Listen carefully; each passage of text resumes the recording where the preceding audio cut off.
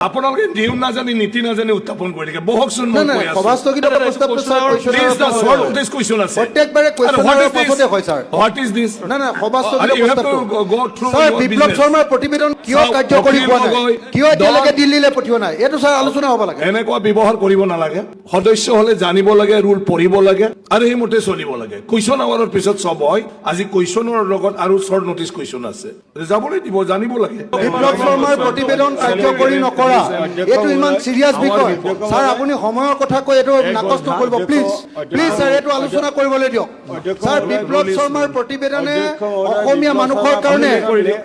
sir সাংবিধানিক সুৰক্ষা কবচ বিচাৰিছে স্যাৰ সাংবিধানিক সুৰক্ষা কবচ স্যাৰ সাংবিধানিক সুৰক্ষা কবচ লাগে স্যাৰ এই কাৰণে আমাক ডেফিনেটলি এইটো আলোচনা কৰিবলৈ দিয়ক স্যাৰ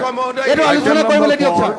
সাংবিধানিক সুৰক্ষা কবচ স্যাৰ নহয় তাৰ প্ৰতিবেদন নহয় এখন এপিএসসি কেলেংকাৰীৰ action taken report it is just ATR প্ৰতিবেদন নহয় মই এইটো নাজানো খালি এইটো ন্যায়াধীশ বিপ্লৱ শৰ্মা এপিএসসি কেলেংকাৰীৰ একশন টেকেন ৰিপৰ্ট আমি কি একশন ললো now item number 4 Shri Ranjit Kumar Das sir এই প্ৰতিবেদনটো কেন্দ্ৰীয় চৰকাৰক দিয়া নাই আইটেম নম্বৰ 4 আজি স্যাৰ যোৱা জানুৱাৰী মাহত আমাৰ কেবিনেটে সিদ্ধান্ত ললে যে ছাত্ৰ সন্থা ৰাজ্য চৰকাৰে কেন্দ্ৰীয় চৰকাৰে এটা ত্ৰিপাক্ষিক বৈঠক বহি এইটো সমস্যাটো সমাধান কৰাৰ কাৰণে এটা ব্যৱস্থা ল'ব সেইটো নকৰিলে ত্ৰিপাক্ষিক বৈঠকো নকৰিলে স্যাৰ স্যাৰ এই প্ৰতিবেদনটো আমাৰ ছয় জনগোষ্ঠী স্যাৰ প্ৰতিবেদন হ'বনে নহ'ব স্যাৰ স্যাৰ বিপ্লৱ শৰ্মাৰ এই বিষয়টো হাউচত নাইয়ে আপোনালোকে কোন ৰেফাৰেন্সত কৈছে মই বুজি পোৱা নাই এইটো হল লোকসেৱা আয়োগৰ কেলেংকাৰী আমি সেইটো ৰূপত পোৱা নাই আপোনালোকে কোনটো স্যাৰ স্যাৰ বিপ্লৱ শৰ্মাৰ প্ৰতিবেদনৰ ওপৰত আহিছো আমি সেইটোৰ ওপৰত আপোনালোকে কি আনিছে আমি বিপ্লৱ যদি আপোনাৰ প্লিজ সিট ডাউন মানে বিপ্লৱ শৰ্মা কমিটিৰ ৰিপৰ্টখন যদি কমপ্লিট আপোনালোকে সাপোৰ্ট কৰে আমাতকৈতো তাতকৈ আনন্দৰ কথা একো নাই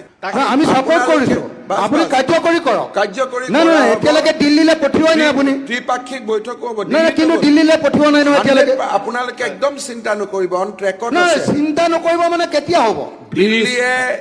আপোনালোকে অলৰেডি এতিয়ালৈকে দিল্লীৰ চহীটোকে আনিব নোৱাৰিলে দিল্লীয়ে অলৰেডি মই কৈ আছো অখিল গগৈ ডাঙৰীয়া ডিলিমিটেশ্যনৰ পৰা আৰম্ভ কৰি দিল্লী অলৰেডি প্ৰতিবেদনখন ইমপ্লিমেণ্টেশ্যনে আৰম্ভ কৰিছে এটা এটাকৈ কোনোবা এটা প্ৰতিবেদনখন নেদেখাকে প্ৰতিবেদনখন দিল্লীলৈ নেদেখাকৈ নাই দিয়া বুলি আপোনাক মাননীয় অধ্যক্ষ মহোদয়